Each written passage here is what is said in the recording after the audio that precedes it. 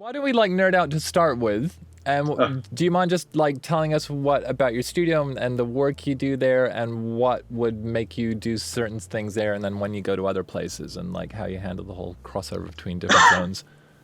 I used to worry about it a lot more, and now I just tend to only go other places to track things. Right. I only ever mix here now, really. In fact, yeah, I only mix here, sort of by request. I think it would take a reasonable amount for me to go anywhere else. To be honest. Yeah, I'd be reluctant. what was like the crossover that made that happen? Having a nice room, and my speakers sound very good here, so I'm very comfy here, and I think probably a bit more bass in the monitoring system than occurs in most studios. So. Oh, interesting. British studios anyway are very bass light, pretty much all of them. Right.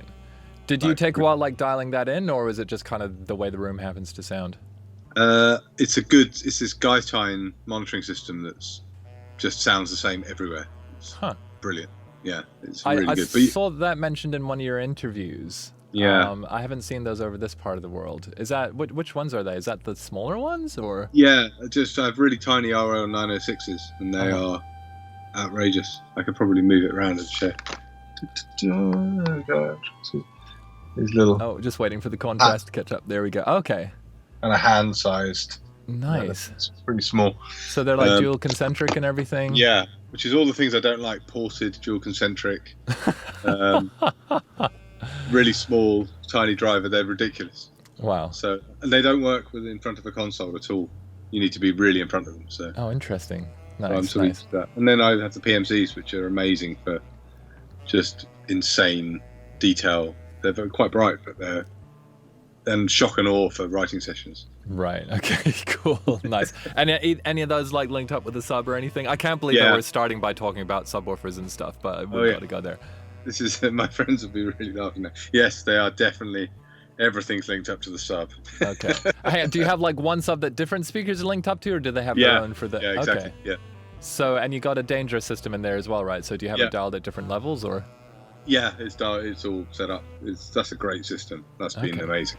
Awesome. That's a huge difference. Oh my God, you guys, do we go there on the whole like just nerding out on monitoring systems when Emre has a like lifetime of experience and creative insight? Some of this is important though, because every other stream in here, Emre, we're kind of talking about speakers, and I'm basically like a massive advocate. I use Avantones for like 98% of my work. Just also going into random rooms, it's like the ones that kind of aggravate the room as little as possible, if you know what I mean.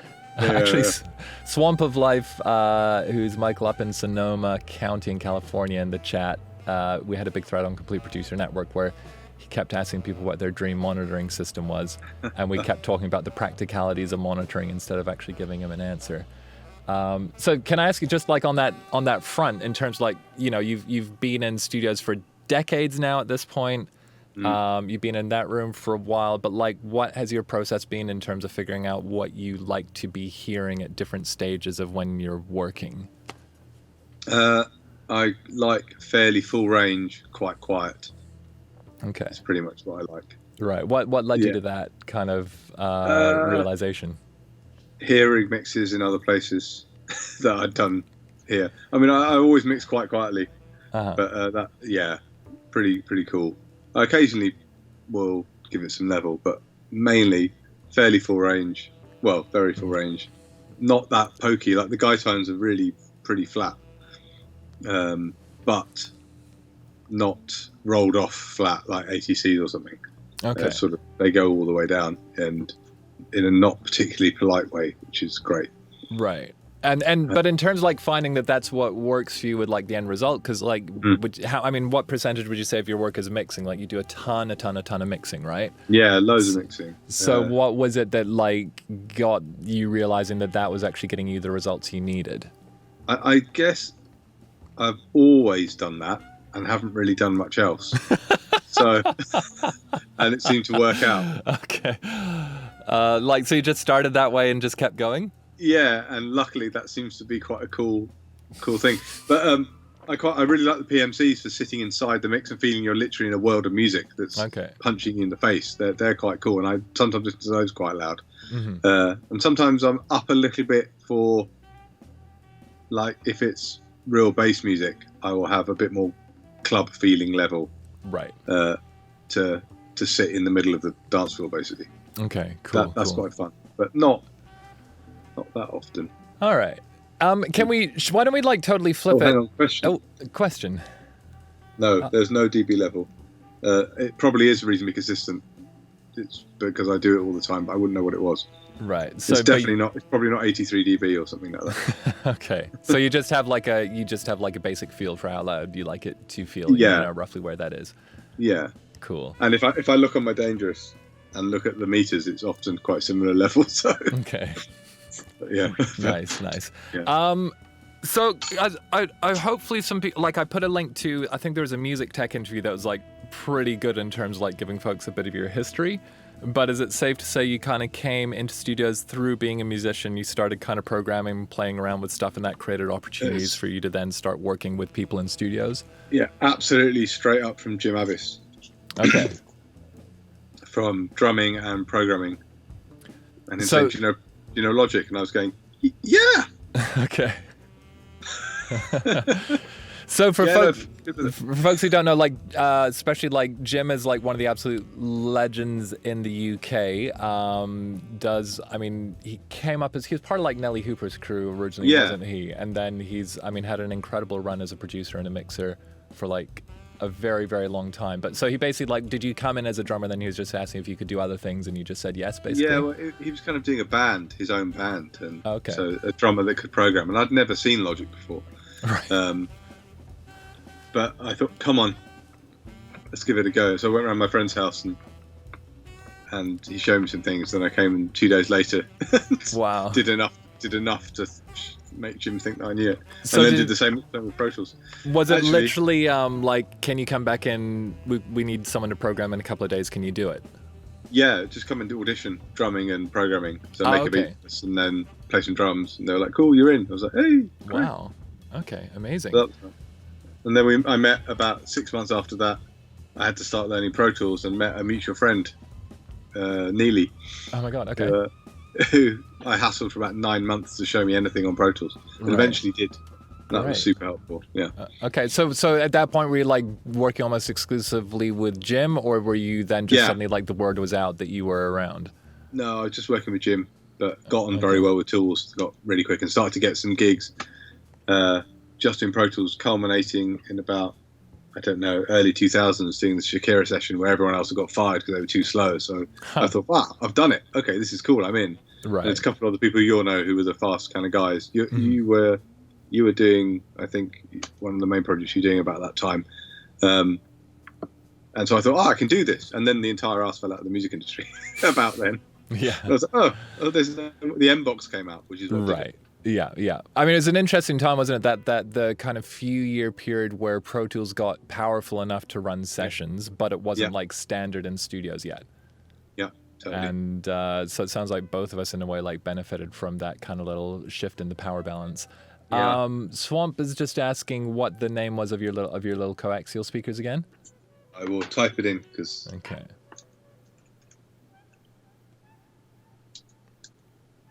Where are they? Okay. Oh, look at that. Nice. Where are they? Like, are they British or where are they made? Do you know? No, German. They're German. They're huge in Germany. I think they've sold like 500,000 speakers or something in Germany. Oh my God. Crazy. But these are made for outside broadcast. Okay. So they're the larger ones have a cardioid bass response, which is amazing for rooms. It's like it's quite wild behind them. You know, yeah. It's really, but they are really expensive. Okay, well said. Like, really expensive. Should we have an explainer for folks what the implications of cardioid bass response just in the chat? Like, do you want to tell people, like... More bass coming out the front for you, rather than causing a problem and cancellations by screaming out the back of the speakers. Yeah. So traditionally everyone, like, bass tends to radiate, like, all around the place, and then the higher the frequencies, the more directional the sound is. So that's where, like, you know, you have your speakers against a wall. it makes a big issue. You have them in a corner, it does all crazy stuff. So it sounds like basically, were you saying it's like they're just way more consistent from room to room? These are amazingly consistent, but you have to be in front of them for these ones. The larger ones are better, the 901s, but the 901s are 17,000 quid or something. What the hell? So okay, that's a good investment. Yeah. And they're kind of slightly old tech now, because you can get the Genelec stuff's amazing with the SAM system. It's unreal. When you see that being used by someone who knows what they're doing, it's pretty impressive. Okay, cool. Actually, I think that's what Swamp might have gone for. Yeah, they're great. Yeah, awesome. Cool. And he's asking if you've ever used the Equator stuff. Oh. Yeah, badass Genelecs now. They are on a different level. And then I really loved LA-based Mr. Ausberger's trios. Okay. Which are the most fun speakers I've ever sat in front of, definitely. Fun in what way? Oh, they're fun. They're terrifying. they can be doing like 130 SBL and you can't even tell. Right. What, like so clean? You just think, can you turn it up more? It's fine. Yeah, it's cool. And, oh my God! Actually, I'm having flashbacks to doing mixes with Cameron Craig and Uncle in Metropolis, and I'm trying to crank it up and like getting like the text coming in and James Avell being like, "Can we go louder in here?" And they're just going, "It's louder than you think. It's louder than you think." yeah. The whole time. Oh my goodness. So I'm really interested, Emre, like when you came in as a drummer, right? So I guess you would have, up to that point in your life, you're like used to playing in bands. Is that a fair statement? And how did... session-y kind of things. But so you were still spending a lot of time in studios. Yeah, I was comfortable playing in the studio, for sure. Okay, cool. So in a way you had, well, not in a way, you were already comfortable, the whole like session language, how to hang out in the studio, how to get stuff done, that whole feeling before you started. And I've been programming for years. Okay. But by the time you were doing stuff with Jim or Oh yeah, I've been programming. I got my first sort of proper bigger drum session by being able to use the S3000, if you remember. Oh, okay. Oh, so was it just that you had to learn Logic in 2 days, or then you? Yeah, I used Cubase before. Oh, so were you like kind of old school Atari and an Amiga kind of crew? Okay, great. I thought it was literally like you had never programmed in your life, or never switched a computer on. That'd be a hell of a move. No, but I'm recording audio. Okay. I used an Atari. Yeah, it was a big jump. Okay, so you're very used to, like, is it safe to say then you're like used to music technology, used to people, used to session dynamics, and then it was just a case of starting to kind of run sessions more. Yeah, I mean, the session dynamics thing was just more common sense than anything else. Right. Like, fair know enough. your place. Well, and I mean, in that sense, like, how was it? How did it feel like switching places, like as your career evolved? Lovely. Yeah. Yeah. No, it's cool. Yeah.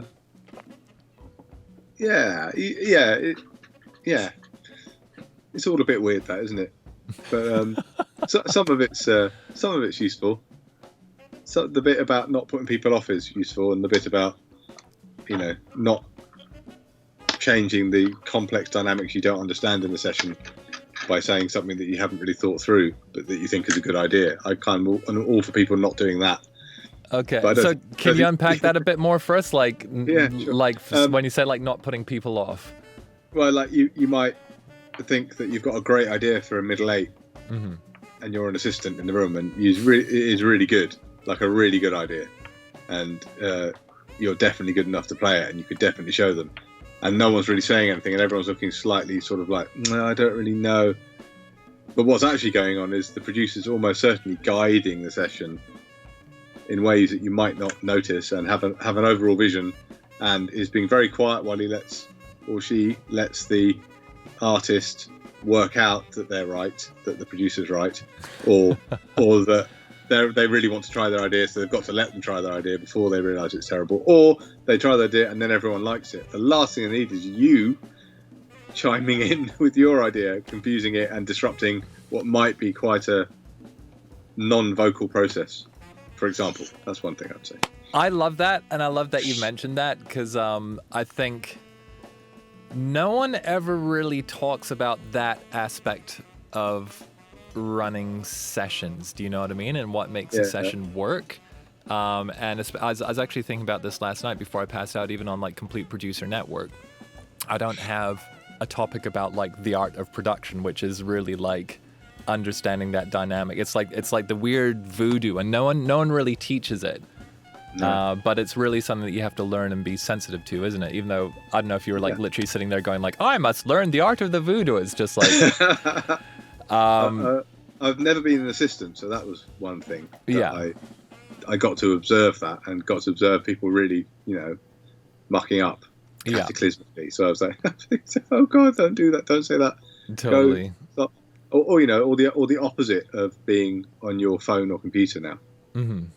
So I'm relatively passive when it comes to being extremely annoyed in the studio.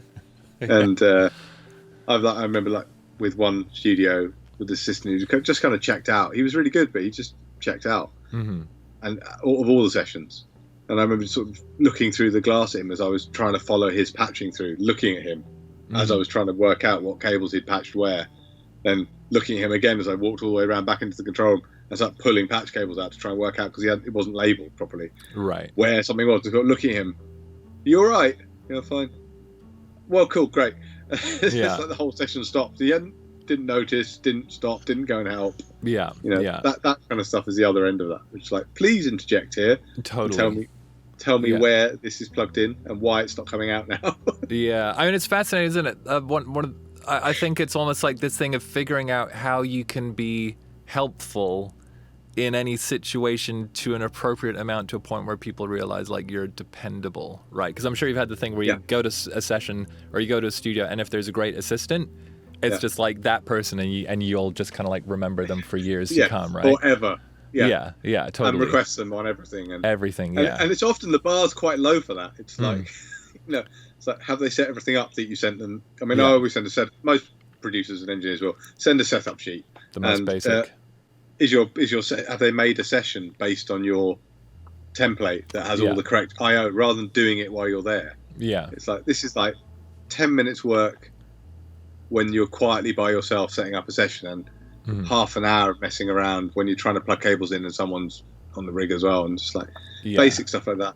Yeah. Or if you you turn up and you're trying to like chat with your musicians or your artist as well while all that's happening. Yeah. Well, I'm trying to work out I/O and shouting, where am I putting this? Or just do it, and then they have to unpick it all. There's no efficient way of doing it. There isn't just somebody else getting in, setting it all up. I mean, it's really basic, but it doesn't happen quite a lot, Mm-hmm. Yeah, it is wild, isn't it? So, I mean, it's really like you just need people like have the most basic level of competence, both on like a human level and on a technical level. And there's always that thing about like anticipating as well, right? Yeah, exactly. The anticipation. That's what makes that's about being great when you find the assistants. It's a really classic, boring thing to say in some ways, but it's like, I didn't have to ask them anything. Yeah. But totally. that goes right up to being a producer. I was about to say, totally. Like this is a lesson that like lasts the rest of your life, doesn't it? Yeah. It's like, so hang on a minute. So if no one has to ask me anything, that's probably good, right? Yeah. And you go, that is very good, because that means that you're doing the right thing and you're in tune with what people want, and that's what people love to feel like. They love to feel that you're kind of in tune with them. Yeah. I think that's the most sort of exciting thing for an artist in some ways, when they feel, well, not every artist, because there's so much difference in artists, but if they can feel maybe you understand what they want, even if they don't. Yeah. That can be great. And if I have, sort of going back to an assistant or something, if I feel the assistant kind of gets what I'm aiming for, that's really fantastically reassuring for me. It's amazing. Yeah, so you almost like need people to be a little bit psychic, but you don't have to actually be psychic, do you? It's just be a little bit tuned into what's going on, what might happen. And I love what you're saying as well, like also having an understanding about like you might have all these ideas, but you need to know if and when it's the right point. Yeah, and sometimes they're really valuable as well, and it's usually a really big clue about whether it's a valuable idea or if it's time to do it, because obviously it'll be something like, what do you think? It's usually pretty explicit, that kind of thing. Oh my god! And actually, I have to say, like, one of the most ninja assistant moves I've ever seen happening is the assistants who are astute enough to recognize when there is a dynamic that needs to be resolved in an other way, and someone is trying to then use the assistant to like cast a vote one way or the other. Oh yeah, that's very clever stuff. And if anyone on here is ever an assistant, the ninja move in that case is to go, "Oh, I'm sorry, I wasn't listening. What's up?" Yeah. Yeah. But yeah, it's very, very, very nuanced art. But I mean, I love that you just immediately connected that straight with like what you're doing as a producer. And I mean, so do you have? I know this is all very intuitive, but this whole process of kind of like getting on an artist's wavelength and getting a sense yourself for where they're at and like what they need. And do you have any like kind of ninja tips you can share on that side? I know it's not a case of downloading a plugin, but it's mainly the case of going to rattlyandraw.com and learning. No, it's listening. I think it's all about listening, like just like music. You know, you listen to what they're saying. Mm-hmm. And then either with experience most of the time, listen to what the artist is saying, and then evaluate whether what they're saying is actually what they're saying, or if what they're saying is stuff they're just saying but they mean something else, which might be deliberate or not deliberate. Then establish a kind of like sort of level of competency between you and them as to what you think they mean, and then does this thing that they mean actually relate to the music, which is very interesting sometimes, about how differently an artist perceives their music to how you and possibly the entire world perceives it. Like on a basic level, I'm really cool. You're not. It's not cool at all, but it's quite commercial, you know. So that kind of like. By cool, do you mean like edgy and underground? Yeah, I'm edgy and underground and like really with it. Okay. That's not the case, but I understand you now think that, so that is now very firmly placed in my communication sort of my communication kind of setup with you is that is a big factor now. It's like you are interested in that, even though what you do is definitely nothing to do with that, and that's not the good bit about what you do, or the exciting thing, or the artistic thing about what they do. So you have to kind of frame how you communicate with them, or just say no, you're not, and then either don't do the session or do, depending. Some people might like that. Yeah. It's just, every nuance of that is possible.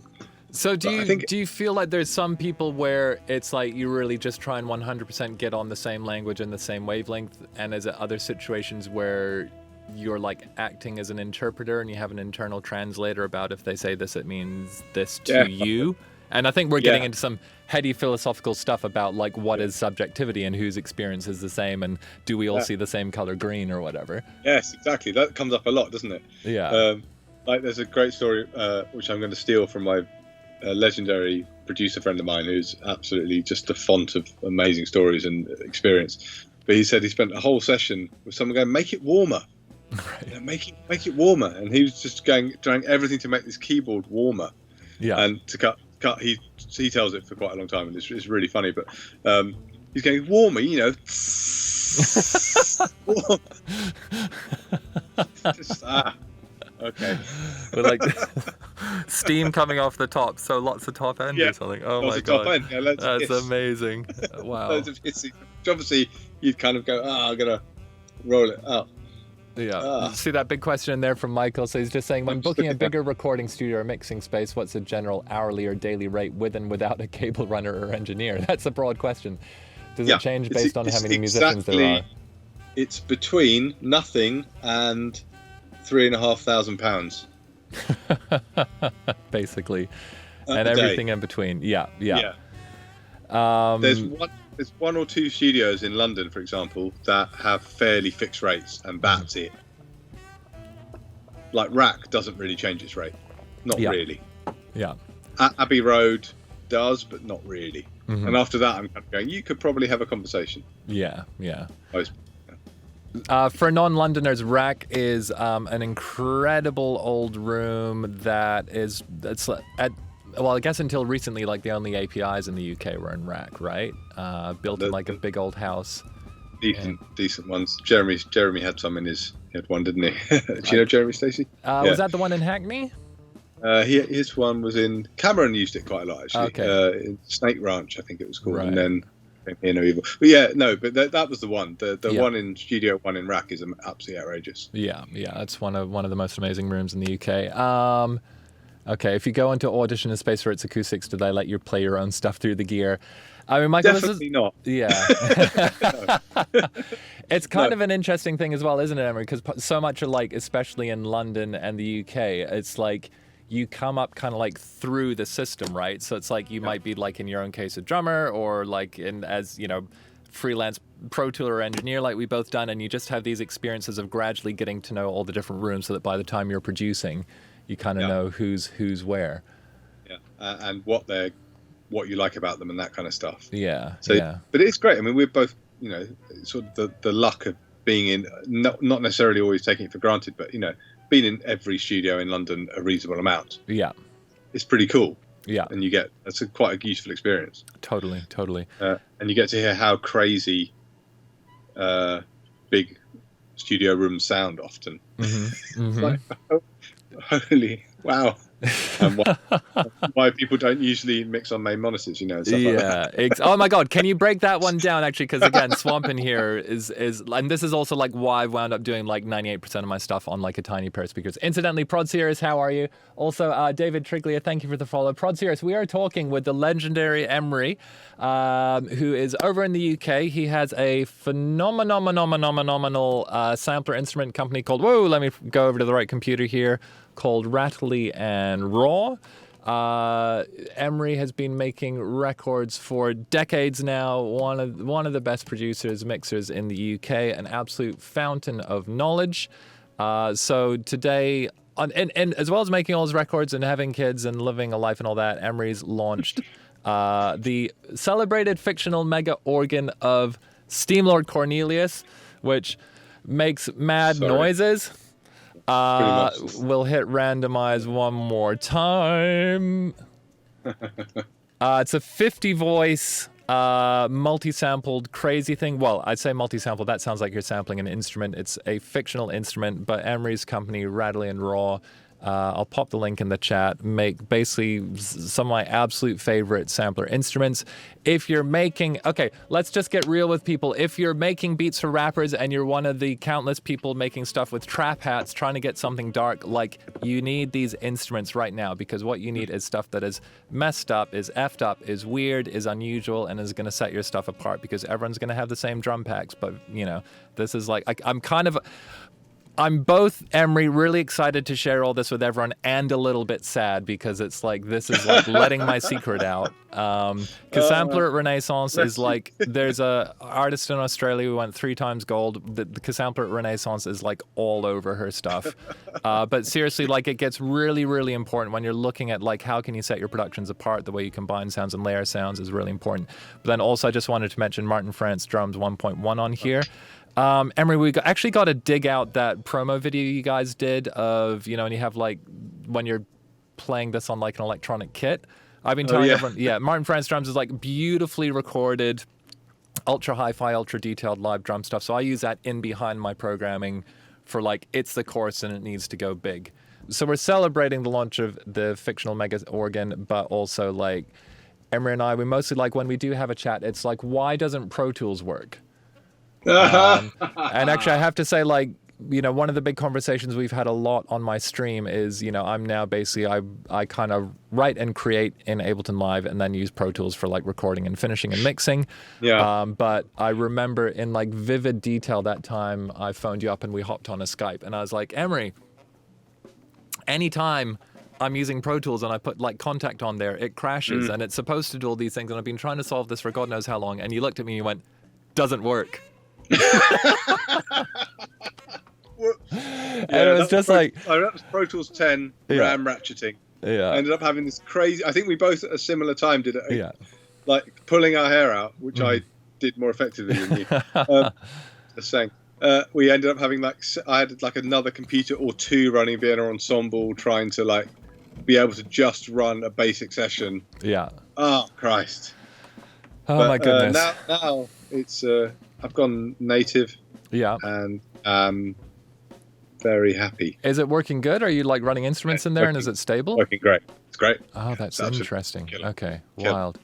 Yeah, because I think I was saying at the time, like I was having like, oh, this isn't just like session threatening. This is like reputation threatening kind of stuff. I remember being close to tears, pretty much, just for the frustration of having a session. Yeah.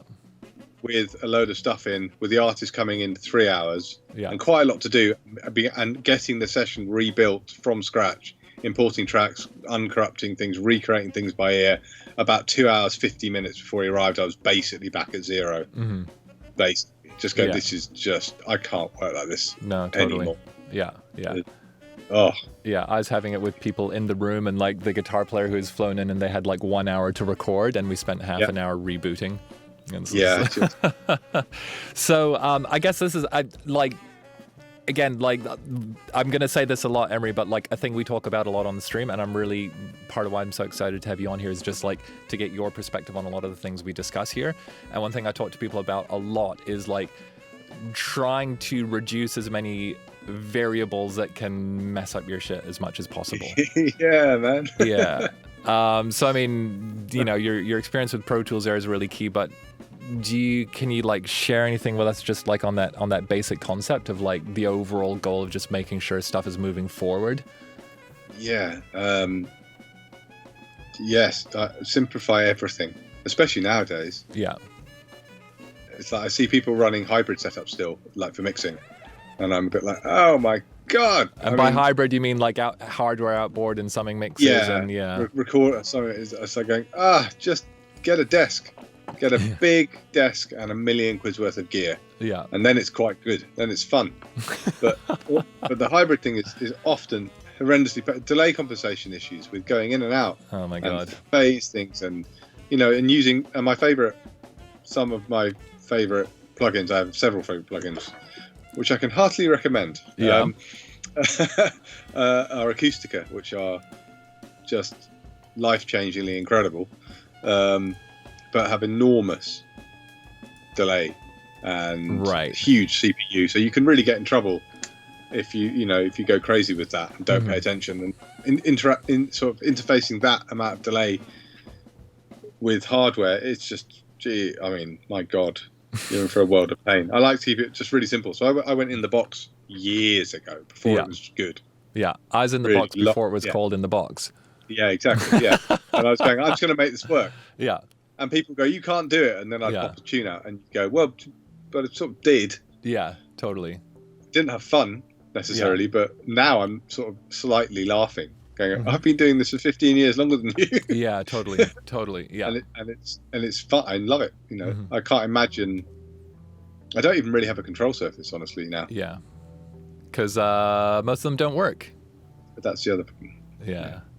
Nice. But yeah, I mean, I think just like what you're saying, like keep it simple is so important, because really we're trying to solve the bigger question of how the hell do we make this song work, right? Or how do we get this record done, or how do we actually turn this into something? Should I share this session prep thing? Because please do. Yeah, pop it up.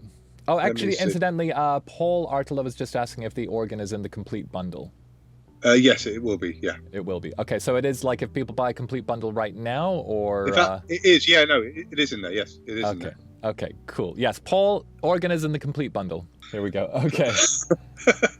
All right. So, guys, this is actually a very exciting moment. We've got a spreadsheet on stream.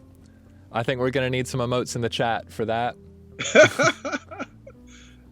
Love the spreadsheet. So this is for me to keep it simple when I get to the session. Okay. So can you explain to folks like who haven't been in recording sessions what we're looking at? Oh yeah. Okay. This is what I'll send the assistant, so I don't have to say anything or worry about anything really boring when I'm trying to make a band have fun. Okay. Or help the band have fun. So I will sort of recce the studio and decide in some detail what I'm going to do based on experience, and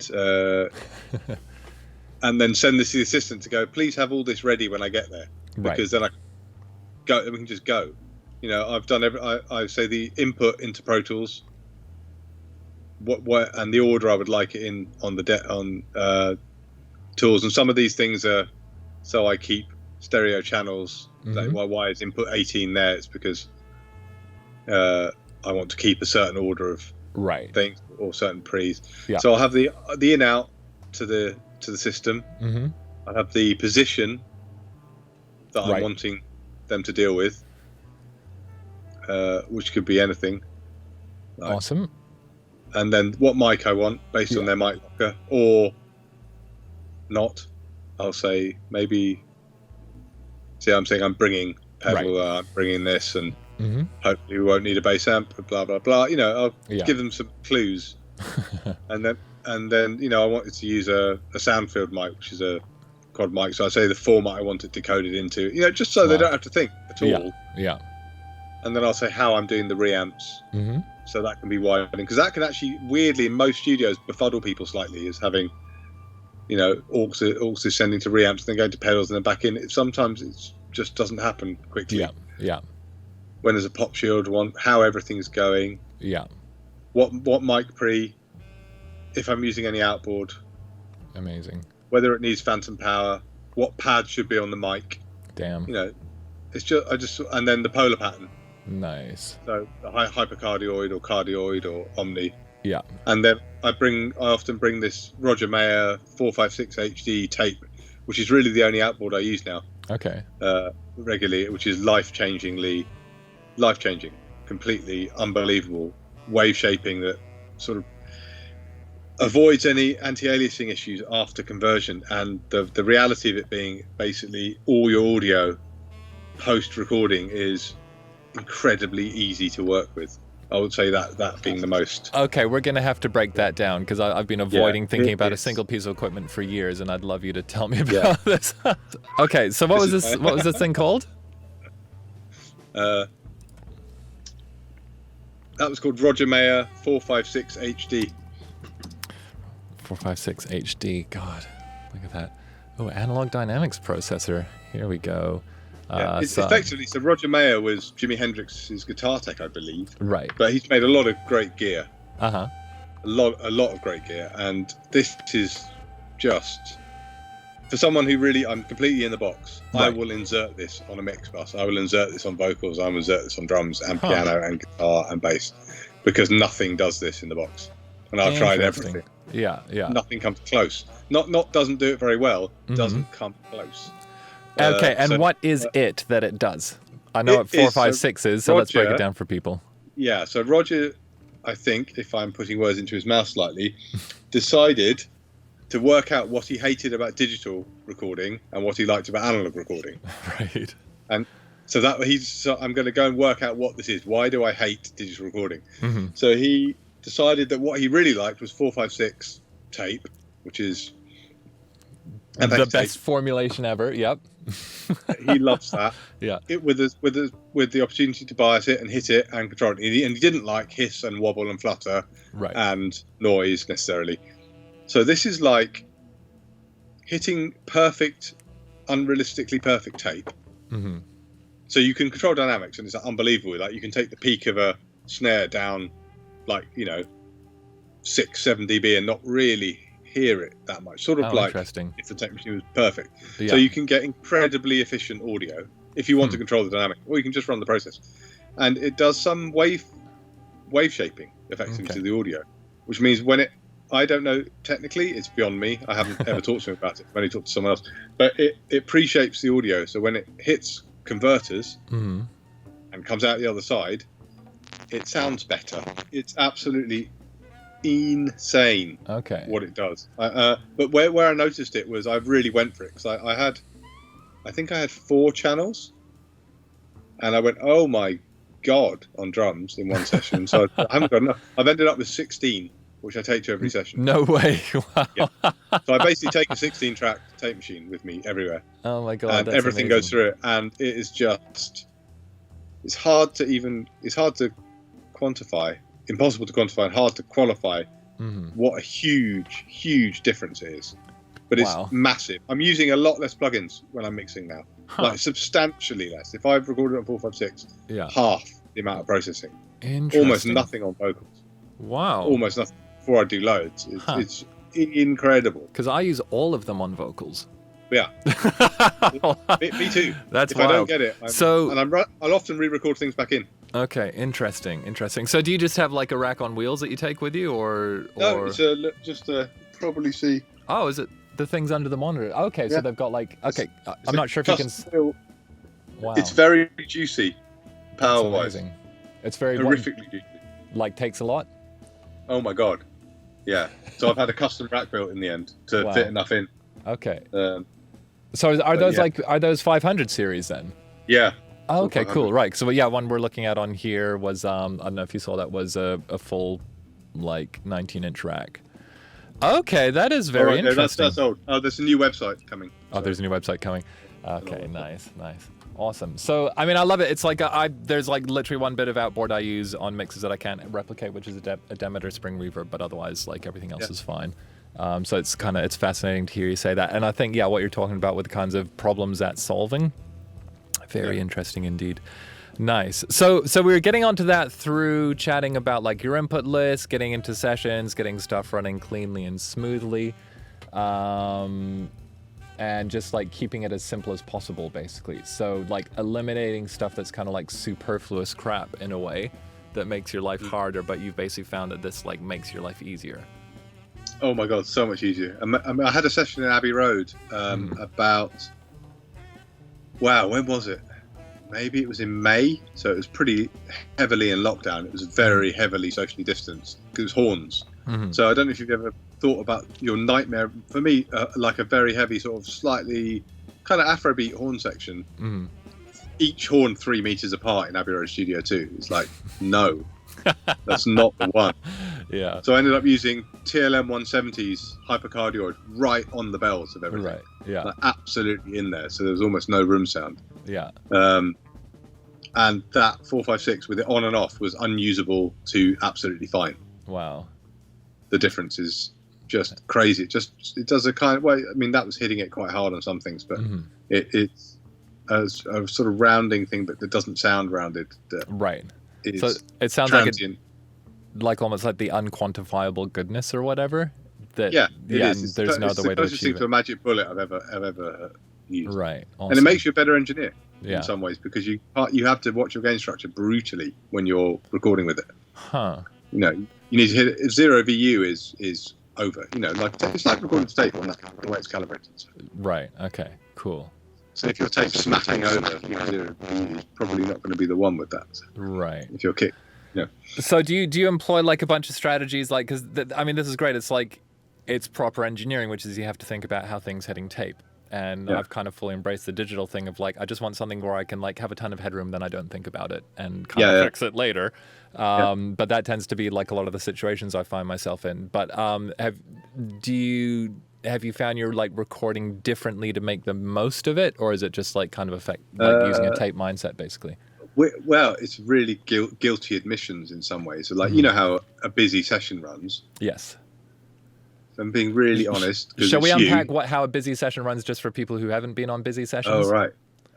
So when I've been to like music colleges and stuff, and that kind of world, you go, right, okay, so let's set up the drums. Everyone kind of shuffles out and puts some mics on. Let's have a listen, go back and, oh no, let's try another mic. It's like, nah.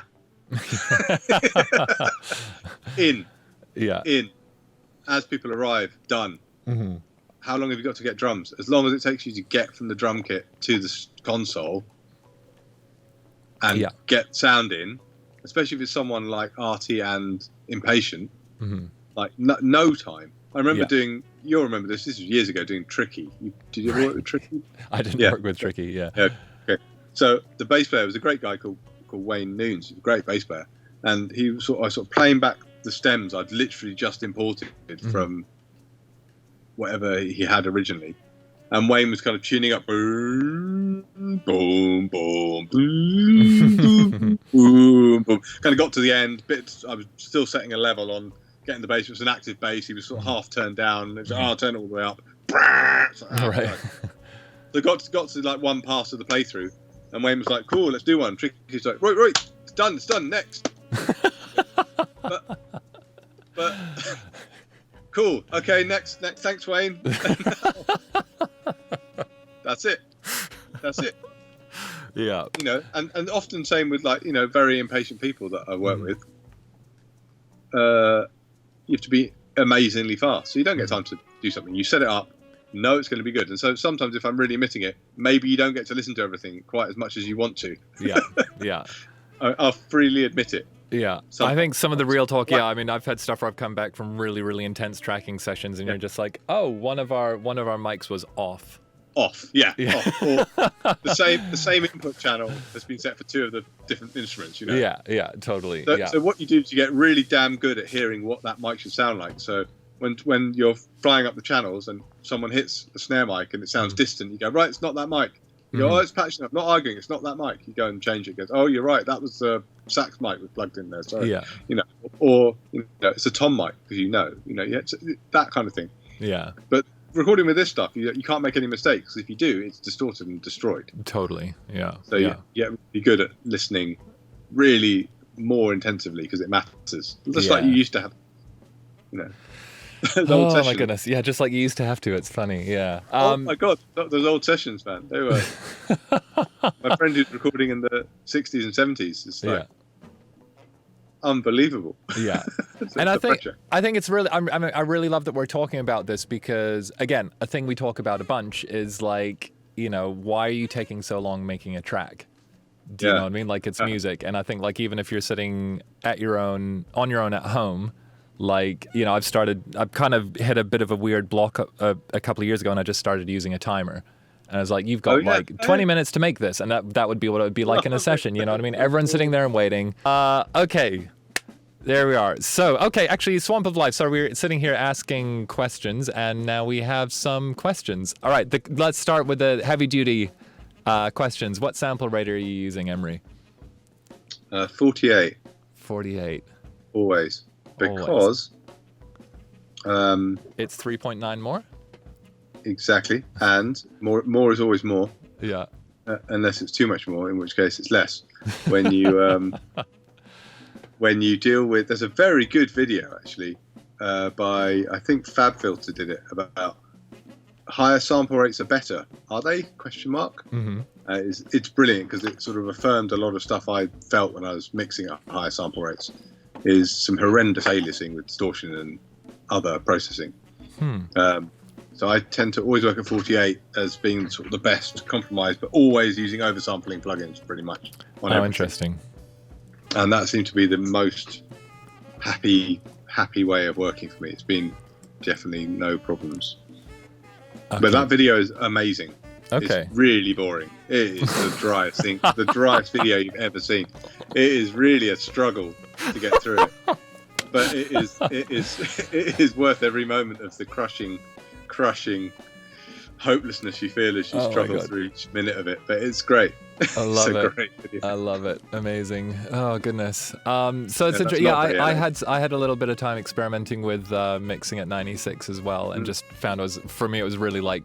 I'd love to say I heard a difference, but I didn't hear a difference, but I just found my computer was too slow. And all the voices go out the window and stuff like that. So, but actually, and then the other funny thing is the original DigiDesign Lo-Fi plugin. Yeah. The aliasing thing on that is such a critical part of like my sound. And when you're at 48, the way it rings is at different frequencies. So 44 makes it the most usable because I mostly use the ones where you can't quite hear it. The first two clicks, do you know what I mean? And then you move aliasing and it does like a rounding off thing. Yeah. Whereas if you drop it down to the third click, then you start hearing the like, we made this beat in 1999. Yeah. You know, which obviously is awesome. I still use lo-fi. I mean, it's critical. I think it's going to be. It is like the Pultec of plugins. Do you know what I mean? In terms of like a timeless classic.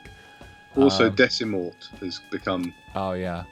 The one. Decimort's phenomenal, isn't it? It locked up a session for me in 2015, and I spent like half a day, and I'm sure they've fixed the bug, but I've been a bit scared of it since then. But it is amazing. It's weird, isn't it? You get that terror as soon as one thing. Yeah, I never want to experience that again. Yeah, totally. So actually, just related to the Swamp of Life under the sample rate thing is making VST stuff. Do you deal with bit rate and depth? And do you have an opinion about 88 and 44 and 96 and 48? So I think he's talking about like specifically making the sampler instruments. No. No. My instruments are generally bad noise that's useful musically, so I don't worry too much about anything. I mean, like, literally, the Coaxial stuff is recorded. I think a lot of it was like single note. Some of it was single notes because that's all we could get of the crazy instrument we had to sample. And then those were played under a hoodie through a very bright speaker onto a dictaphone. And then that dictaphone output came out of the headphone output of the, the £15 dictaphone into maybe a laptop input. Yeah. So yeah, fidelity definitely wasn't the main issue. Amazing. Or consideration at all. Okay, but I have to know, what brand hoodie did you use to get that sound? They were pop-up shop hoodie from they're very exclusive. Nice. Yeah, okay. No replication. Nice. Paul Artela is asking, do you make music on your own for fun? Yes. Good answer. All right. I think I actually did mention in our thing that you've got some bands going on at the moment, right? Yeah, I have a band which is not. Yeah. Wow. Well, the last time we spoke, were you telling me that you guys had like put out vinyl and it went nuts? Yeah, it's done really well. We've done 10 albums now and just signed a deal with a great label for our first composed album because it's a fully improv band. So okay. Yeah, we ended up sort of sliding onto the new UK scene, which is amazing because we've ended up playing with great gigs and touring the world and having an amazing time playing effectively free improv music. It's been just crazy, like absolutely crazy. And yeah, we sold a large amount of vinyl, which was unexpected. Wow. Yeah. Okay, Will and Martin is asking, Will or if Martin, whichever one it is, you would have probably missed the very start where we had a massive conversation about monitoring setups, but just asking, aren't NS10s meant to be sideways? No, they don't have to be. Not at all. Sometimes they're pushed together with no space between them. It depends however you want. Yeah. I'm definitely I'm personally team sideways. I've never been able to make sense of them vertically for some reason. Yeah. But it's probably worth saying that's not like your main mixing scenario. No, they're not even at the same height in here. This is more like I like a sort of crappy listen, and that's good for me. Okay, cool. Nice. They're not a critical part of the monitoring. Yeah, well said. Actually, Paul's making a good point. You should stream a performance with your band. Oh, really? Yeah, we might do. We sort of haven't really leapt at that for some reason. I don't know why. Probably had other things going on, but I'm sure you'll get there. Also, we haven't really sort of wanted to massively. Right. For some reason. I don't know why. But we are talking about it. We have had a couple of people answering. We're doing a concert soon. Okay. See, as soon as you do improv, it's a concert. It's not a gig anymore. Right. It's great. Nice. Actually, Michael's just asking, is that an Antelope Audio floor modeler on your desk? This? No. Okay. It's an Arturia Audio Fuse Studio, which is freaking awesome. Nice. Like really awesome. Are you using that for all your I/O in there, or what? I was. Okay. But I need more I/O now, so I've stopped using it. But I will use it at my home studio, which is it's going back home now. Actually, I don't know if you can see. I've got one of the smaller audio fuses right there, which I mean, they're incredible in terms of their functionality, aren't they? I mean, this has got Bluetooth input. Bluetooth? Which is a Bluetooth input, so I can connect my phone and play apps from my phone into Pro Tools. Oh my god! Ableton. It's got 2 reamps. Four really Wow. 4 really good mic pre's. With possibly some of the best knobs on any bit of gear I've used. Hang on, let's break down this like good mic pre's, because you're not a person who has not used good mic pre's. Oh yeah. Can you qualify that statement for us? You don't need to get into like I'm getting hints of Band-Aid and fruity, finishes or anything like that. I think maybe we should. Yeah. It's a good mic pre. So broadly, if you're being simplistic, you would have coloured mic pre's and uncoloured mic pre's. So broadly, so uncoloured mic pre's might be something maybe like a GML or a Buzz or a DAV or I mean those are probably like fairly reasonable. Martech MSS10, pretty uncoloured, and that would be something that is usually fairly quick, which means it responds rapidly to the audio signal coming in and recreates what goes into it without imparting any particular sonic flavour to it. So the purest quality recording kind of thing. I think that's probably like the concept of a clean mic pre, and these can be more or less successful depending on what you want and in how usable afterwards the signal they create is, I would say, if you're being sort of trying to be simplistic about it.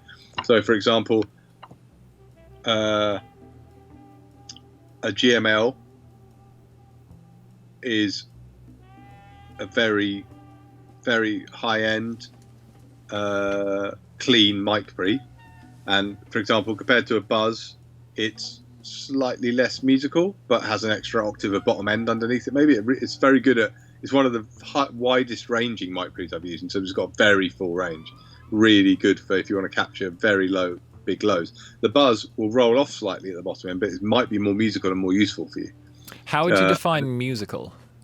I guess where it sounds more like a record in the context of playing that sound back. It feels more familiar as a recording engineer, as a signal source, I would say. Maybe that's what I mean by that. It's something people throw out a lot, but it's hard to sort of say. It's like, this is something that's useful to me in the context of making music. Might not be very useful in terms of this is a real sound, but then again, I've never been interested in capturing real sounds ever. Totally. Not remotely.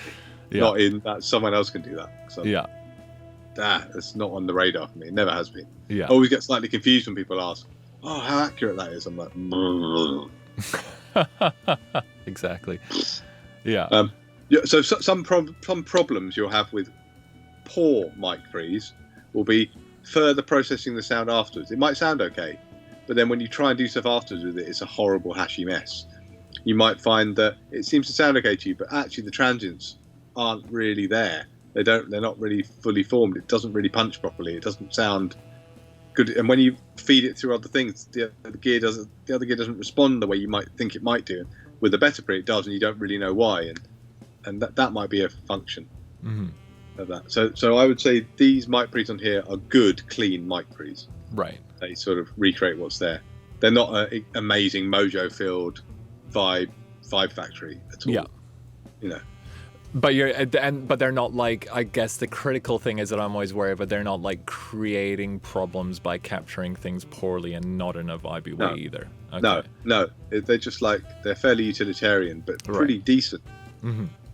And so like I guess like the key question is, you'd be comfortable if you're recording on that and that goes on a record and you're going to mix it and you know it's not making problems. I have been. I've just done a whole album with it. Exactly. Yeah. Okay, cool. I mean, in my opinion, there's really like no better endorsement than like I would record on this and I've mixed it and it hasn't created problems.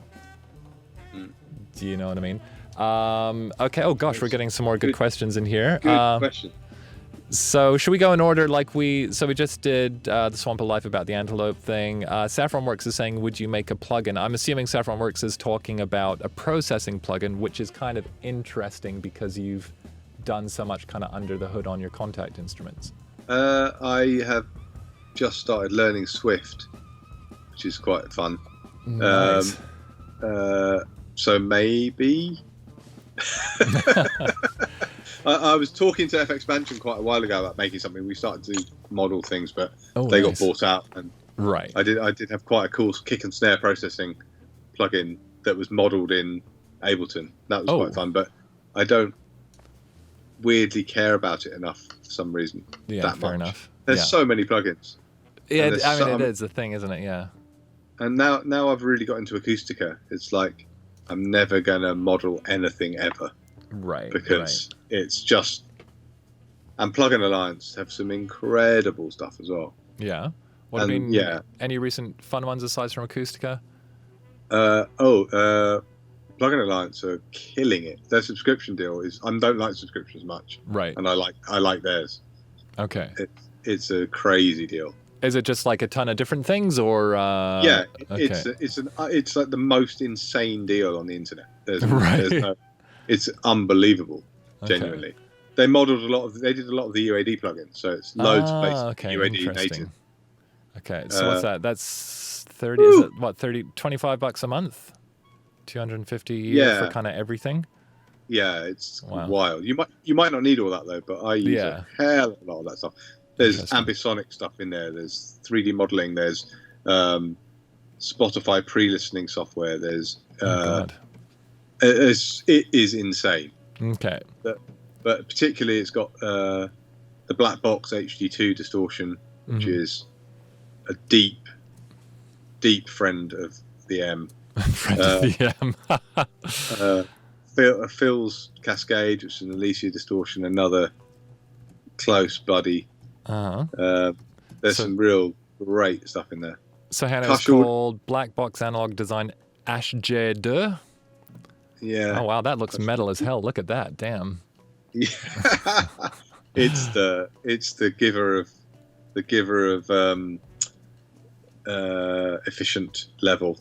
Okay. Oh, interesting. Okay, great, nice. Oh God, you're scaring me, Emre.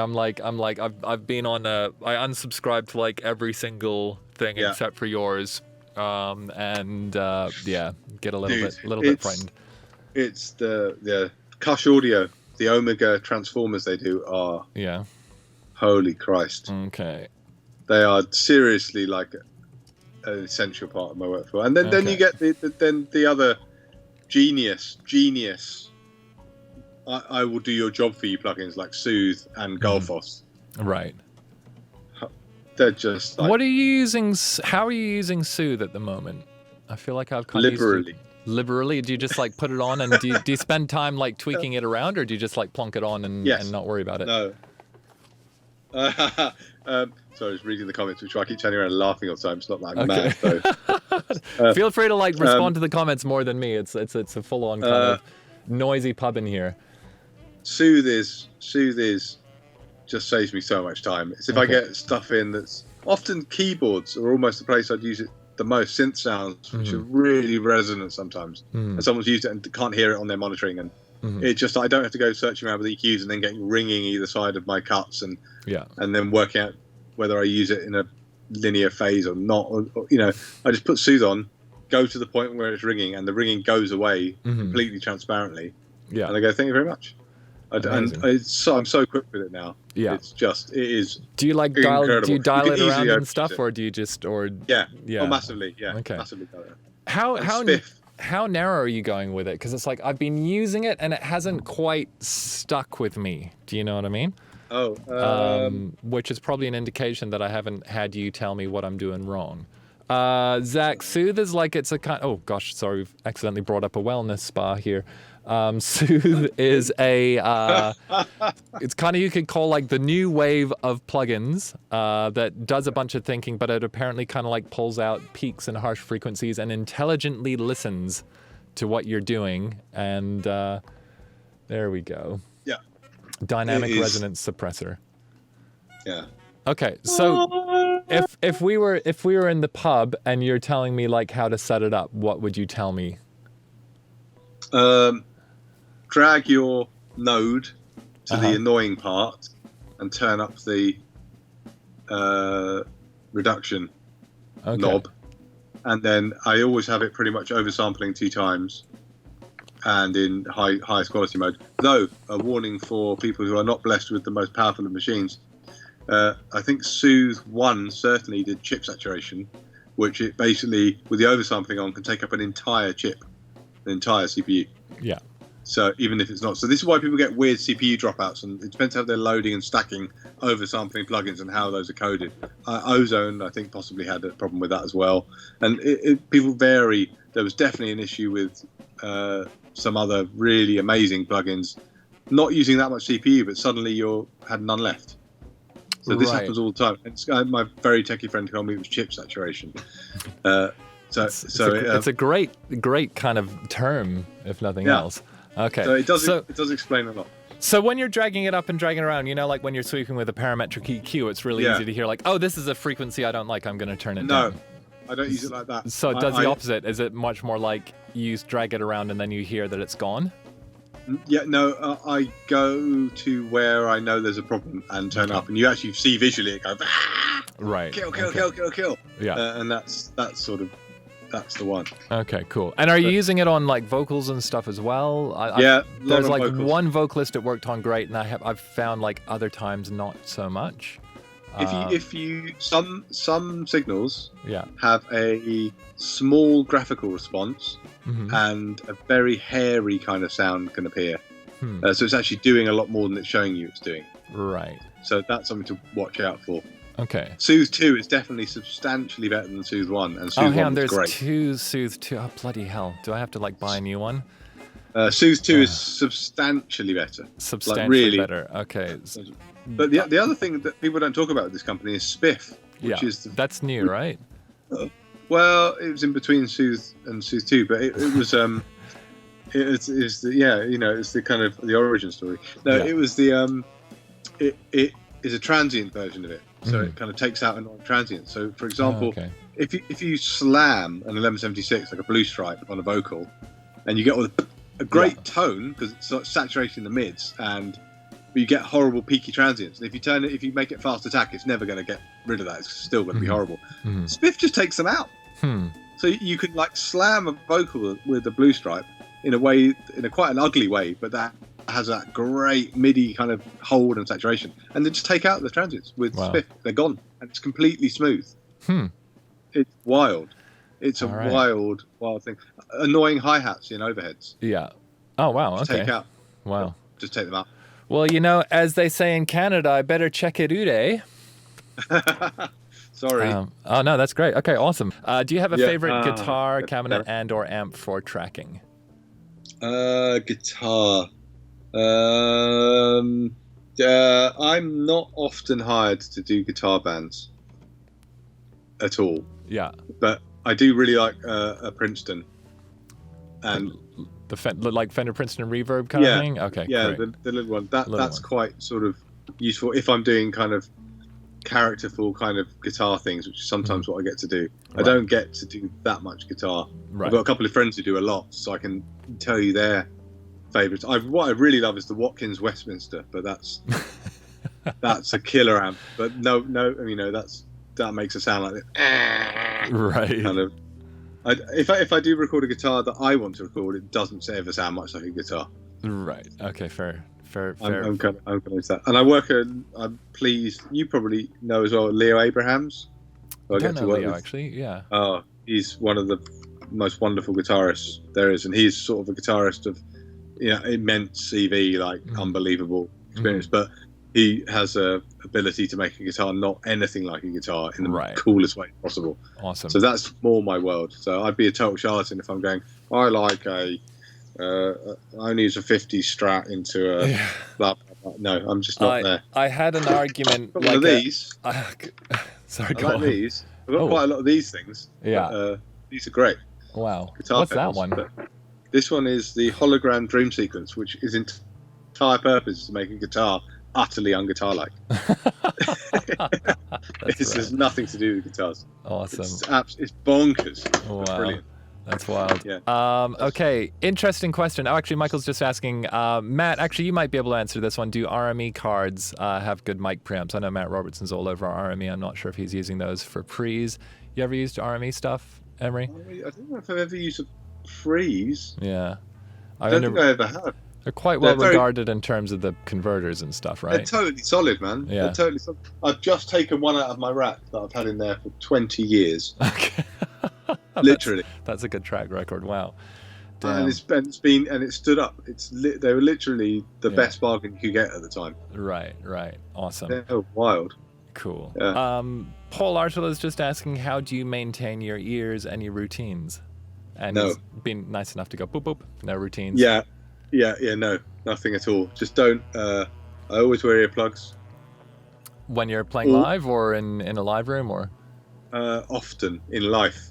Okay. I wear earplugs. Right. London's really noisy. Like on the tube and stuff? On the tube, definitely. So loud. I got up to 100 dBA on the tube. Wow. with a decibel meter. 'Cause I was just curious. Damn, that's interesting. That will ruin you after a while. Yeah. Which line are you on mostly? I haven't been on the tube since February. I mean, obviously, but in general. Yeah. Northern. Northern, yeah, Northern's pretty brutal. Victoria's allowed. Yeah. Northern's insane, especially for a gentleman like myself who's 6'5" in rush hour. It's like there's one spot where you can stand up, and otherwise you're just like, good times. All right, okay. So Paddy mixes. Incidentally, Paddy, thank you so much for the follow before. Just asking, if a synth or drum machine has a USB audio out, would that capture a cleaner signal than your average audio interface preamps? What do you think on that one, Em?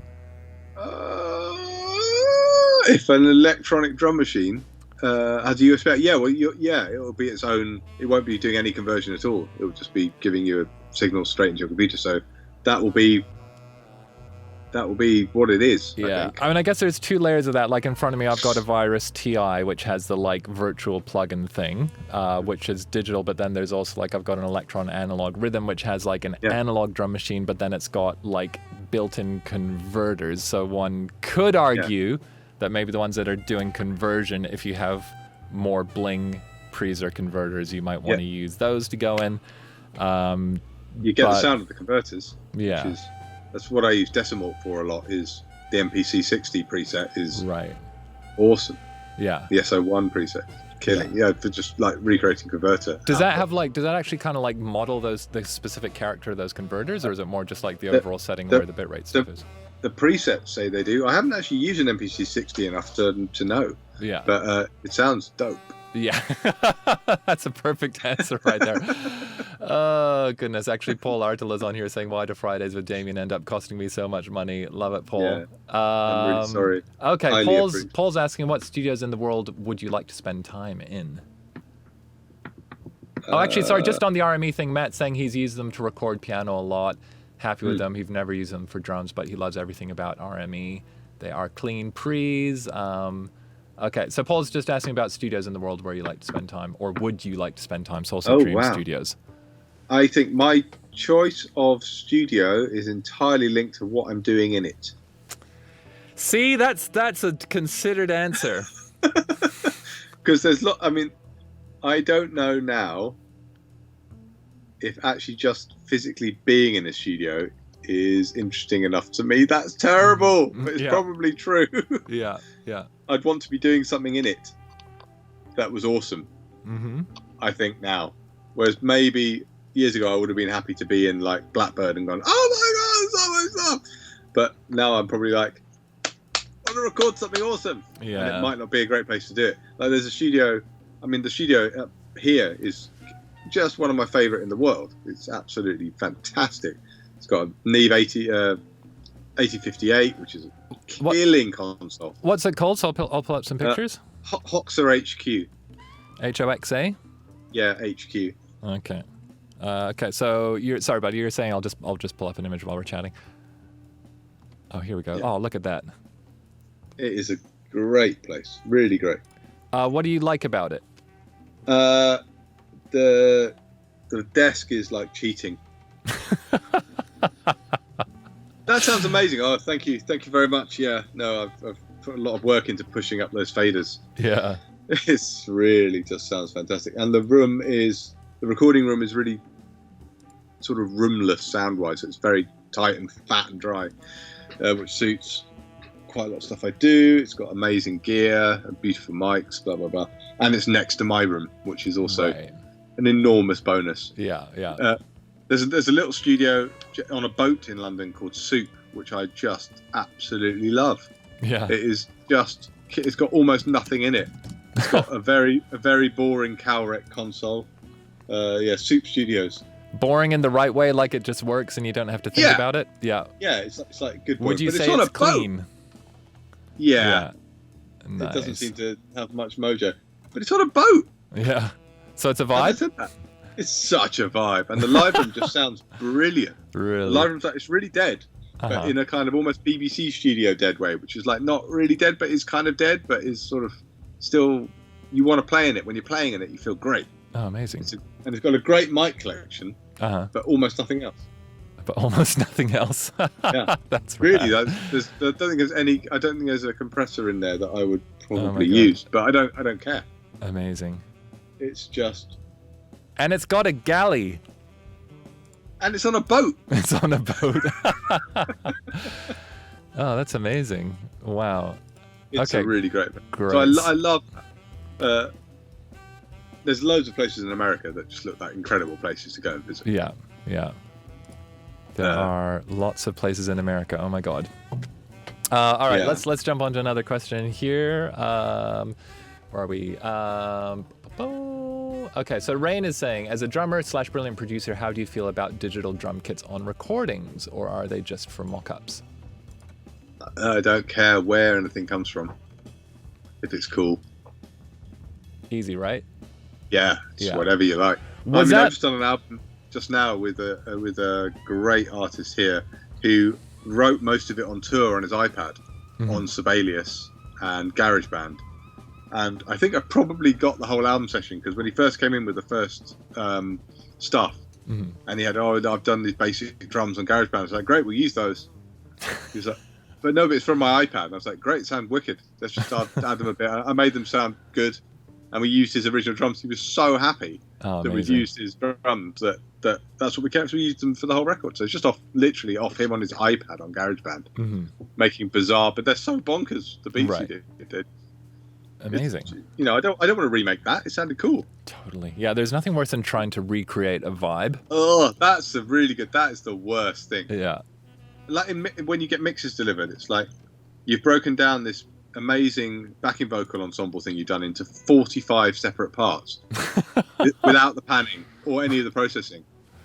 But you'll do it better. No, I won't. Yeah.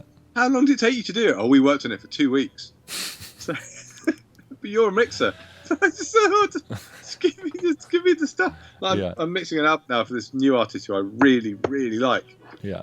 Really like. I actually ended up started off meeting with a writing session, because I do quite a lot of sort of pop writing, not much recently, but it was I'm starting again doing some post terrible COVID situation here, and he came in and he sort of played me what he'd done at home for his EP, and I was like, this is awesome. It's just awesome. It was really lo-fi, but everything was like straddling this border of kind of like cheeky, quirky, cool, slightly jazzy but not, and quite pop but not really, and really lo-fi. And you go, no one can mess with this because it's so personal and unique. But I said to him, you don't want to do writing sessions, do you? It's just a gut feeling. He was like, no, I really don't. You don't need any help. Let's just make a map. You use my studio. I'll sit here. Yeah. Wow. So he hung out in the studio and he played drums and he did everything. And then I sort of shaped it a little bit and we ended up with a wicked tune. And so that was good. But what has happened is he said, well, would you like to mix a record? And I'm like, yes. Amazing. I definitely would like to do that. Great.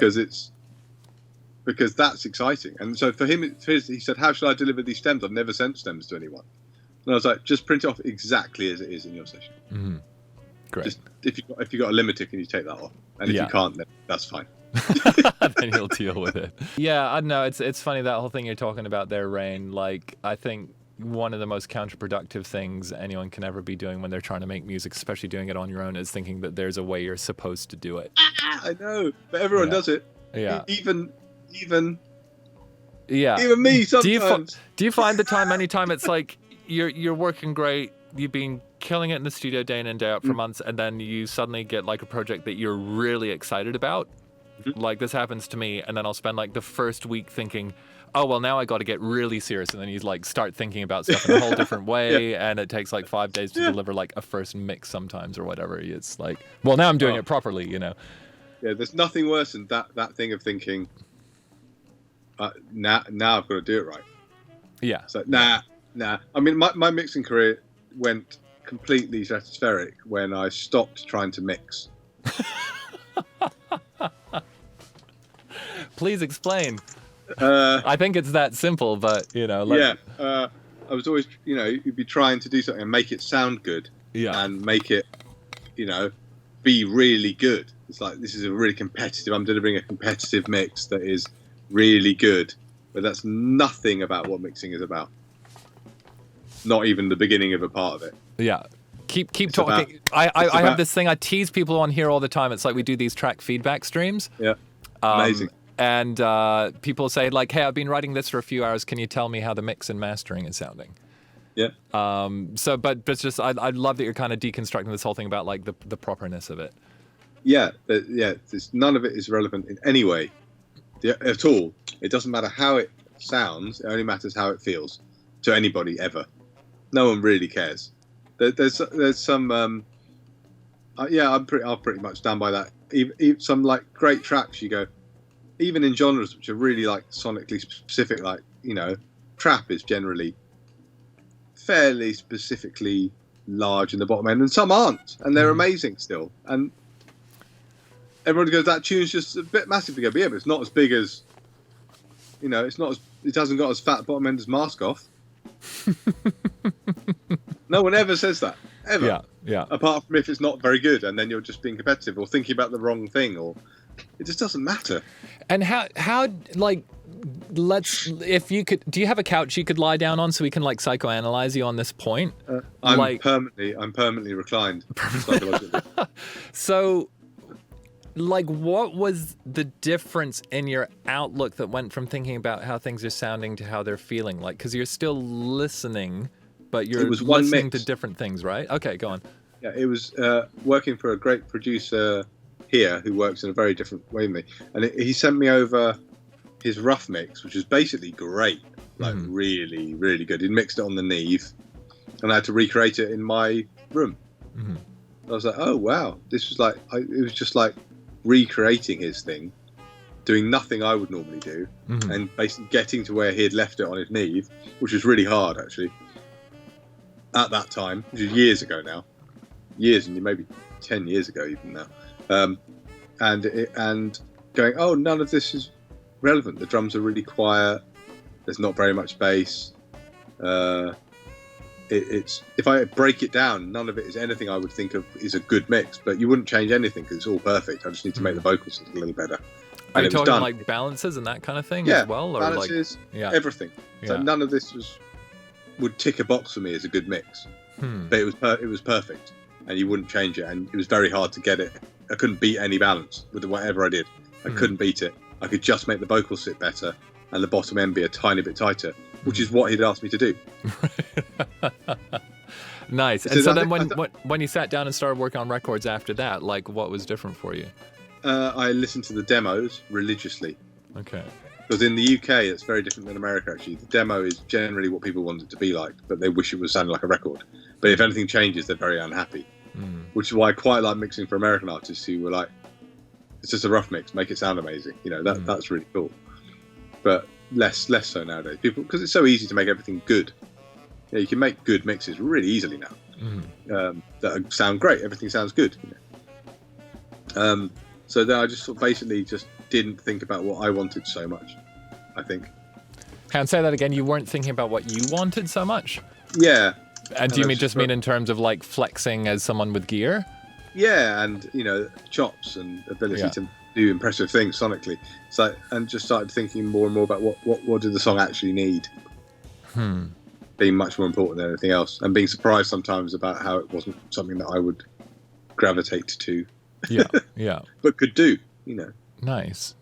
Did the kind of like time you're spending on mixes change? Like, did you stop going down rabbit holes? How did that? Radically. Yeah. Like my general mixing time now is between 2 hours and 6 hours maximum. Is that of actual mixing or like from the second you're opening a file? From the second I'm opening the file. Right. Yeah. Nice. That's generally. That's unless there's always outliers. And now, because I've said that, the next thing I get sent will be 2 days of misery. Yeah. And how long were you spending on a track on average before that? The whole day minimum. Yeah. And sometimes 2. Yeah. It's funny. I went from like a day and a half to 4 to 8 hours. Sometimes if I have to like unpack something, it's more like I'm going to put it on an editor brain for an hour or 2 or something like that, which isn't mixing brain, but yeah. Wild. I'd be forcing things to be things they weren't, which is quite cool sometimes. Yeah. But also is generally not a terrible idea. Yeah, Totally. Zach was just saying, I'll destroy a song because I think it's supposed to turn out good. Then I get all in my head. And Yes. it's this interesting thing. I actually remember I can't remember who it was. I think, when I first built my room in Montreal and I was doing like a ton more mixing, the first thing I used to do is I'd like bring up a multi-track and be like, do I need to switch out all the kick drums and stuff like that? Or like start sound replacing and, all these questions. And then I just saw an interview, someone who said just something like, well, if it's on the multi-track, it was probably there for a reason. And just like this whole thing of like simplifying, like, what are all these things I'm supposed to do, almost like producer brain or even programmer or editor brain. You know what I mean? Thinking you're supposed to tick all these other boxes and then just actually accepting you get stuff that's got its own character and you should really be listening to that and bringing it out. So I've got a few samples that have no character whatsoever that do a function. Yeah. So often I'll be like, their kick drum's cool, it doesn't knock, bang, put in my one bass drum that I know I can just tune very quickly to go boom. Right. And pop about 80 to 100 hertz on the NS10s. Mm-hmm. Always. And go and you can't tell it's in or not. Right. Essentially, if you turn it off, you go, whoa, it's up to the bass drum. Yeah. Doesn't change anything. So I might use that. And if I want to put that in, my brain's already put it in before I thought about it. Right. Interesting. So, but I don't ever particularly change stuff in mixes that much. Yeah. I sometimes I will probably listen to the master track and go, drum's bad, replace. Mm-hmm. And that'll be my entire thought. And I've already been doing it while I'm doing the rest of the stuff. Right. I won't really. I'm pretty brutal now. And it's like 7 clap tracks, merge, delete. Yeah. It's like this sounds fine, merge. Yeah. It's like no more thought than that ever. 17 guitars all playing. They're not all playing at the same time, various 2 parts, merge. Yeah. Delete. It's that much thought. Yeah. And then someone goes, can you turn up this guitar? Unmerge, turn up guitar, remerge. Yeah. It's nice. I just don't. I will not have a 280 track session on my screen. Yeah. Oh no, it's crazy, isn't it? So I mean, and what I really like there as well, you're just talking about like you make a decision, you just move forward. So I guess like there's the art of not agonizing over things. No agony, none. I hate it. And so I'm a bit. I would just go to make a decision because guess what? I can undo it really easily. Yeah. I mean, especially just like commit, bum, done. Yeah. What do you think about that? Well, uncommit it and then look at what I did and change one thing and then recommit it, and it's like bang, bang. I just don't worry about that shit anymore. Nice. Life is much better. Nice. We'll not agonize about it. We'll be very, very specific and detailed if it's needed. Like mixing film score stuff is actually quite nice for one reason. 2 reasons. One, there's a temp track that is God, and they've listened to it for a year probably. So don't change anything, but make it into a record. So the job I actually am very familiar with, quite good at, I think, mixing something so it doesn't change at all, but it sounds like a record. That's sort of a job. I can do that. I'm happy with that job. That's some serious voodoo right there, isn't it? Don't change it, but change it. Yeah. So I've done that. I'm happy with that job. It's not always the most satisfying, but it's cool. Yeah. And then it's never that limited, and that's quite nice. Right. Yeah. Totally. That is really nice sometimes. It's like, oh. Yeah, it's funny, isn't it? Like when you're mixing records and you get like a reference or a rough or something like that, or even if you're producing something and the writing session has been like limited to like -2, and it sounds amazing on laptop speakers. Does everyone know what -2 is? Yeah. Because that's some, yeah. Oh my God, yeah. And I'm curious as well, like, like when you work in these different areas of making records, making music, it tends to influence your decisions on other areas. So when you had like this kind of mixing breakthrough, how did that affect how you work as like a producer or a programmer or a writer even? I guess it all filters down. But it's different because you have to have slightly different mindsets. Like mixing is, unless you're Chad Blake, most mixing is, like one of the biggest mixers in the world, Serban, is mainly the biggest mixer because he mixes what's there. And it sounds, he'll make a slightly better version or much better version of what you sent. But if you send it to Chad, it'll sound like a Chad Blake track. Right. So there's not many character mixers really. Yeah. I don't think it's what people want most of the time. clearly the market shows that you want someone who basically doesn't impart that much of their own character to it. I think. Well, I certainly don't hear much of it. I mean, there's a few people you can probably tell who mixed it, but that's much fewer and far between than it used to be, I think. So I think that mixing head is maybe not so good for production, where sometimes you want to, steer it to a decent direction or help it become something that you're known for doing, or bring something of what you like to it, which is often why you get hired to produce. Not always so, but I mean, I guess could you say on the flip side, just like a big thing that I really learned actually through programming a ton, and especially through the noughties, when it was like thinking about like, oh, there's nothing in the track, but it's cool, I'm going to automate all these plugins and make it amazing. Yeah. Which is more as like a programmer or whatever, or like let me do a Pro Tools solo and that kind of thing. And then eventually realizing all those records were pretty good, but they weren't amazing because there wasn't anything like central to them. So as like a producer now, it's really like, well, what is the actual idea here? Yeah, that's a big question. That's a great question. What's the idea here is like the most important question, isn't it? What's the idea? What we're doing? I mean, I found myself, I was working with an artist today who's a guy I'm sort of developing, and he'd written I first met him because he collared me in the gym as I was leaving, and he was working on reception in the gym. Yeah. And that was my last day there, and he went, I've Googled you, could you listen to my music? Which is almost always the start of like, oh God. Yeah. Okay. But he was so nice and cool. I was like, cool, I listened to it. Then 2 days later I listened and it was all amazing. Wow. I was like, what the hell? Yeah. Who is this guy? How did you do this? So I did it on my bedroom. I just took beats off YouTube and sung on it. So I was like, oh, okay. So it's recreating all these things that he's sung on weird beats and making them. So I was sitting there going, but what is this today? I was like literally starting off today, flicking through presets, going, oh, I don't know what I'm doing. What am I doing? What's the idea here? And then had the idea of what it was about, because I'd slightly forgotten that this morning after waking up at, I don't know, some stupid time this morning and doing kids' breakfast and zooming to the studio. I was like, oh, I forgot the most important thing. What is this song? What is it? Just flicking around aimlessly is like, that's not that helpful. Yeah, totally. And do you have like have you kind of tuned those instincts a lot? Like, do you have ways of, if you're chatting with an artist or you're unclear, trying to get them to a point where that clarifies, if that makes sense?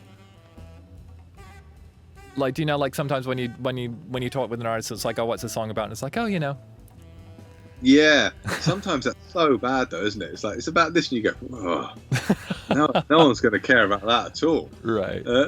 But I mean, so there was this one artist recently who I was playing drums for, and this is like almost the least useful thing when you're just playing drums on a sort of a poppy. I sort of listened to a song and it was just like, it was a fairly straightforward kind of tune. It wasn't like out there at all, but it was about, I think their kid had come out as transgender at a really, really young age, and so it was about, it was the whole message of it was like, wow, this is now incredibly heavy. Yeah. And it's a very innocuous song before I listened to it. Suddenly it's incredibly heavy just with them explaining it, but it didn't really change the drum part. So you gotta go, how much of that can I bring in? I didn't play it any different than before. Right. I found out, because I played one pass and then they told us what it was about, and I played the second pass. And it was, I didn't magically infuse that take with, the weight of a shifting parental response. Wow. Okay. It didn't change anything there. But if I'd been producing it, maybe that's more relevant. If I was mixing it, maybe. Yeah. I don't know. Is that too reductionist? I don't know, maybe, but well, I mean, it's an interesting question. I think I find that mostly if like every now and then it's like maybe 1 in 20 songs you feel like there's something here and I don't know what it is, but it feels like it's really important, and those are the ones where it's almost like, asking people to like rewrite the lyrics a few times, or like and it feels like someone's really talking about something but it's not quite coming through, and it's not literally like the first verse then needs to be, I'm going to tell you what this song is about, but just like, more of the story kind of peeking through. Emre, I think this is a perfect time. Can I actually ask you about the fictional mega organ?